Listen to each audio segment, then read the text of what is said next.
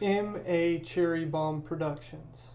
Welcome back to another episode of M.A. Cherry Bomb Productions. Today we're going to go over word problems. Word problems can be very tricky, and there's no getting around it. You have to use your brain. But what I'm going to do is try to break word problems down into some easier steps, so if you look at a word problem and you're immediately overwhelmed, you have a few things you can do to try to get started. The first thing is read the problem. This may sound silly, but most of the time what gets you in trouble with word problems is when you don't read the problem. The second thing is find the variables or the unknowns. Identify what you are looking for with the problem. The third thing you need to do is identify equation. The way you find equations is you're going to look for the magic word is. In word problems, is means equal to. And so when you see an is, you know there's something on the left-hand side and something on the right-hand side, and you need to figure out what those are. Lastly, when looking at word problems, addition can use key phrases like and, more than, plus. Subtraction can use phrases like less than, minus.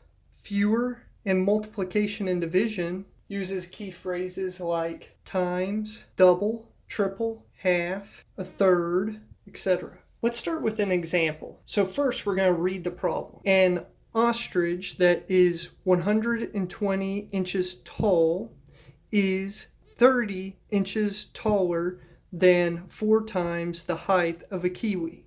What is the height of a kiwi? All right, next let's find the variables. One variable is the height of an ostrich. Let's represent this with O. Next is the height of a kiwi.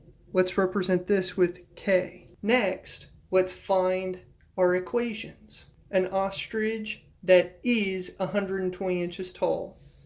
So O equals 120 inches. That's pretty simple. Next is 30 inches taller than 4 times the height of a kiwi.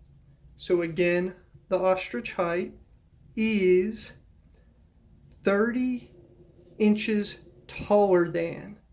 So remember, that would be a plus. 4 times the height of the kiwi would be 4 times K. And then we solve for the equation.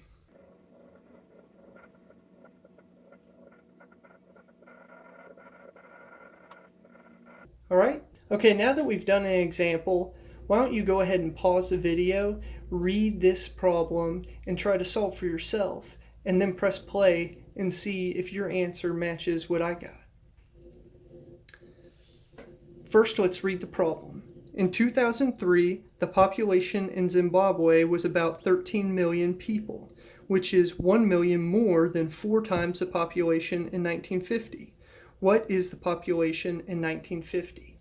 All right, let's write our variables. So we have population 2003, we have population 1950. Next, let's try to find our equations. The population Zimbabwe was is a form of is, 13 million. P 2003 equals 13 million, which is, another is, 1 million more than 4 times the population of 1950. So P 2003 also equals 1 million plus 4 times P 1950. Okay, so now we can solve for P equals 1950.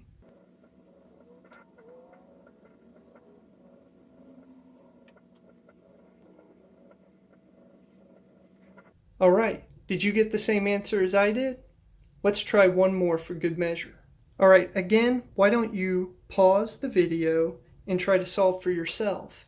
And then once you get your answer, unpause, watch how I do it, and see if you get the same answer. First, we're going to read, Julio is paid 2 times his normal hourly rate for each hour he works over 30 hours in a week.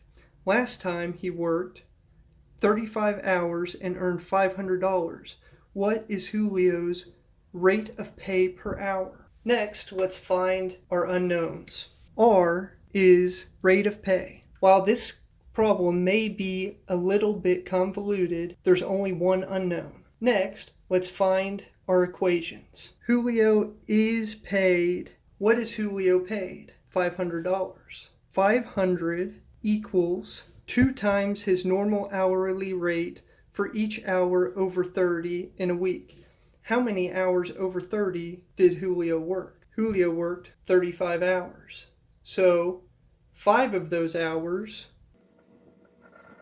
he's paid 2 times his hourly rate. So 5 times 2R. But that's not all that Julio worked. Julio also worked 30 hours at his normal rate, plus 30R. Now all we have to do is solve for R.